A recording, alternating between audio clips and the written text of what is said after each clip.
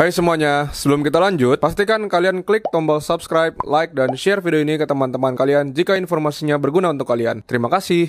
Selamat datang di Java Pet and Company. Balik lagi dengan gua untuk membahas masalah-masalah yang selalu kita hadapi di akuarium laut. Ada beberapa hal yang akan gua bahas sepengalaman gua dengan melakukan hal-hal tersebut. Setiap yang gua lakukan itu salah. Enggak. Maksudnya pengalaman gue untuk melakukan hal-hal tersebut itu ternyata ada nggak benernya. Jadi gue ingin berbagi pengalaman tersebut untuk kalian jangan sampai melakukan kesalahan-kesalahan yang itu lagi. Oke, mungkin ada 10. Kita udah rangkum ada 10 hal atau 10 kebiasaan yang biasanya gue lakuin saat dulu waktu awal-awal mulai nge-reef atau bermain akuarium laut. Yang pertama, gue dulu selalu suka mengejar angka karena gue tahu parameter.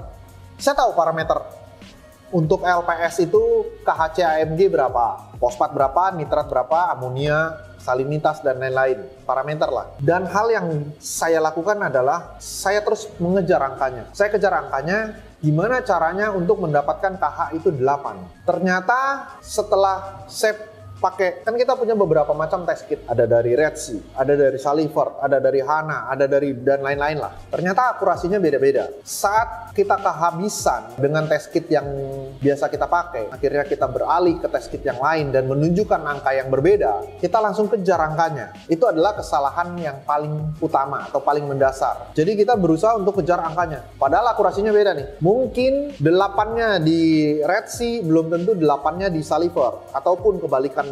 Karena kita udah panik, akhirnya kita kejar angkanya tersebut berdasarkan test kit yang kita pakai saat itu. Alhasil berantakan. KH-nya berantakan, CA-nya berantakan, akhirnya seisi akuarium pun berantakan. Itu hal nomor 1 yang sebaiknya jangan diikutin. Terus yang kedua, saya dulu sering banget berpikir kalau ikan itu makan, dia memiliki imun sistem yang baik. Nggak salah, betul. Tapi kadang kita juga khawatir ikan kita kelaparan. Jadi kita akhirnya memberikan makan sampai dengan dosis yang berlebihan. Karena kekhawatiran kita untuk ikan itu nggak makan, takut kenapa-napa. Kalau kita bikin ekosistem akuarium, di mana itu ada bakteri pengurainya, ada mineral-mineral yang ada di dalam sana, terus kita pakai lampu pengganti matahari, ekosistem ini udah terbentuk, akhirnya dia akan, contoh kecil deh, saat ada mineral, fosfat, nitrat di dalam sini, dan kita tembak pakai lampu yang fungsinya untuk bikin koral atau tanaman untuk berfotosintesis, lumut di dalam juga pasti berfotosintesis, di mana lumut-lumut itu juga adalah sumber makanan buat ikan yang sebenarnya kita nggak perlu kasih pun ikan bisa makan. Jadi kekhawatiran saya waktu itu adalah saya harus kasih makan pelet, kasih makan tambahan karena takut ikan-ikannya nggak makan di dalam sana. Akhirnya kurus, imun sistemnya turun, akhirnya ikan gampang sakit. Itu kekhawatiran saya dan ternyata salah. Kalau kita kasih makan berlebihan, ternyata secara tidak langsung kita juga meracuni airnya. Akhirnya meracuni biotanya. Jadi menurut saya itu juga nggak benar. Jadi stop untuk melakukan overfeeding. Hal berikutnya, sebaiknya menggunakan lampu dikasih timer atau yang udah memiliki timer. Jadi lampu tuh ada umurnya. Kalau dulu, saya bicara dulu lagi nih. Dulu saya main akuarium saat saya masih kerja. Saya main akuarium, kapanpun saya mau nyalain, saya nyalain. Jadi ya saat kita ada di ruangan yang ada akuariumnya, saya mendesain ruangan itu untuk saya bisa nikmatin akuarium. Kapanpun saya ada di ruangan itu, akhirnya saya pengen ngelihat akuariumnya nyala. Pasti. Sampai pada waktu hari Sabtu atau hari Minggu saya libur, saya bisa nyalain dia itu lebih dari 12 jam mungkin. Dari pagi sampai malam, mungkin bisa sampai tengah malam itu masih nyala. Ternyata kondisi-kondisi yang seperti itu nggak boleh dilakukan karena akan merusak, terutama koral ya. Koral ini akan mendapatkan sinar yang over, berlebih. Jadi sebaiknya biarin aja. Kita set waktunya, kita kasih timer setiap harinya 10-12 jam cukup. Ya kita ikutin aja mataharinya. Nah, matahari dari jam 6 sampai jam 6 sore, dari jam 6 pagi. Kita ikutin aja. Atau kita mau set dari sore ke malam nggak ada masalah. tapi bikin dia 12 jam dan selalu set timernya di waktu yang sama. Itu akan mengurangi stress level pada koral terutama. Kalau ikan mungkin nggak terlalu pengaruh lah, karena ikan juga nggak berfotosintesis di sana. Cuman kalau koral sebaiknya kita atur waktunya, pasang timernya 12 jam sehari cukup. Atau 10 jam sehari cukup, tergantung besarnya si kekuatan lampunya. Kalau wattnya besar, farknya tinggi, ya mungkin kita bisa kecilin. Atau kita pendekin waktunya, nggak usah sampai 12 jam, kita pakai 10 jam aja cukup. Oke, yang berikutnya, jangan biasain untuk tidak menggunakan kalsium reaktor bersamaan dengan talc washer. Karena fungsinya sama. Kalau kalian pakai satu aja cukup. Misalnya udah pakai dosing pump, ya udah dosing pump aja. Atau mau pakai kalsium reaktor aja. Mau pakai talc washer aja. Kecuali kita pakai kalsium reaktor. Kalau saya untuk ngebalancing kalsium reaktor, saya masih menggunakan dosing pump, ya nggak ada masalah.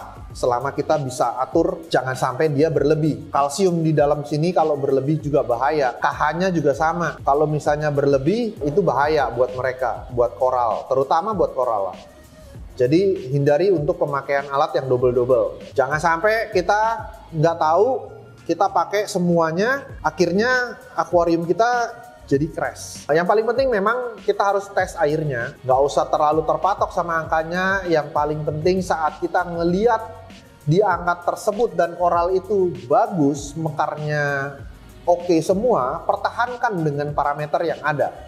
Pertahankan di sana. Nggak usah kita bingung mengejar angka. Nah, ini balik lagi ke nomor 1. Jadi sekarang kalau misalnya kita menggunakan test kit Red Sea, kita udah biasa Red Sea ini kita pakai di 8 atau 9 KH, misalnya di 8 atau di 9 DKH ya. Saat kita ganti pakai test kit yang lain dan angkanya menunjukkan beda, saya nggak langsung panik sekarang. Lihat dulu kondisi di dalam. Kalau di kondisi di dalam ini ternyata hasilnya mekarnya masih sama seperti biasanya, saya nggak akan rubah walaupun angka di test kit lain berubah. Saya akan pertahankan angkanya tetap di situ. Jadi nggak kita kejar angkanya, kalau misalnya kita turun ya kita naikin, kita naik ya kita turunin.